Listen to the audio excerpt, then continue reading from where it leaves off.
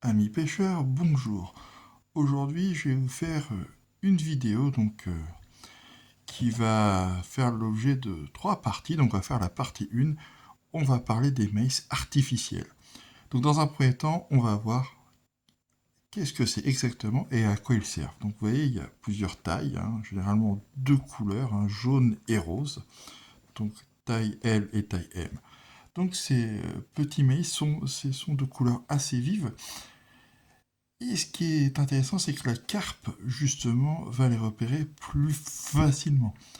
Ça va rendre votre hèche, ou votre appât, si vous préférez, beaucoup plus attractif. Surtout si vos fonds d'eau sont vaseux et sombres, si l'eau est légèrement teintée, ou si vous êtes dans un plan d'eau qui est extrêmement pêché.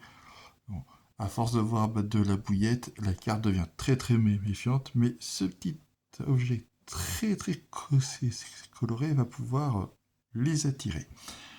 Donc, ils permettent pas que d'attirer votre carpe, il va aussi c'est vous permettre c'est d'alléger une bouillette. Effectivement, si vous mettez une bouillette et un petit maïs, ça va légèrement remonter. Euh, Vous pouvez aussi utiliser ça à la place d'une pop-up en bonhomme de neige.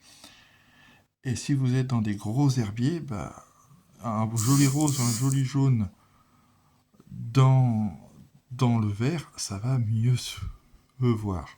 Voilà. Ça, c'est une certitude. Il faut savoir aussi que quand vous pêchez la carpe, il n'y a pas que de la carpe. Vous allez avoir effectivement des brèmes, du poisson-chat, parfois de l'écrevisse, vous aussi avoir du sciure, du carnassier. Et ça peut mordre votre bouillette. Ou même, si vous pêchez au maïs, c'est naturel de le dévorer très très vite. Vu que celui-là est artificiel, donc assez mou, il est très difficile à déchirer. Vous voyez, vous pouvez y aller. Je vous fais une démonstration par rapport à un vrai maïs. Ce qui fait que vous aurez le temps de le ressortir quand le détecteur s'essonnera et vous pourrez le réutiliser juste après. Bon. Alors, ils n'ont pas d'odeur. C'est vraiment juste de la couleur. Moi, j'ai souvent du jaune et du rose. Le truc, c'est que vous pouvez c'est dans le tremper dans un booster de goût aussi, ça se fait. Donc, il existe plusieurs montages, effectivement, qui sont très très simples. Et ça, on le verra c'est dans deux autres vidéos pour éviter qu'elles fassent une demi-heure. Je préfère faire 3 vidéos courtes, mais qui expliquent chaque cas. Voilà, donc on verra dans la deuxième vidéo, c'est le montage sur cheveux et une montage sur vis. Voilà. Vous verrez les mélanges avec pop-up, en vis seul. Voilà.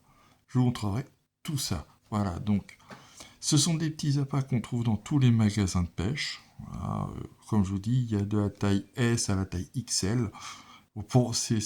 Pour la carpe, je vous conseille du L ou du XL. Le L, c'est très très bien, ça se vend par boîte de 20. Voilà, c'est pas excessif. Et ce qui va permettre de faire c'est la différence si vous êtes plusieurs à pêcher la carpe, avec un petit maïs dans les herbiers, ça attire pas mal, tout en évitant effectivement que tout soit boulotté très très vite par des carnassiers ou autres poissons dits entre guillemets nuisibles, même si je n'aime pas ce terme. Voilà, donc je vous donne ces rendez-vous pour la deuxième partie qui concernera les différents montages en cheveux. En attendant, à bientôt et bonne pêche!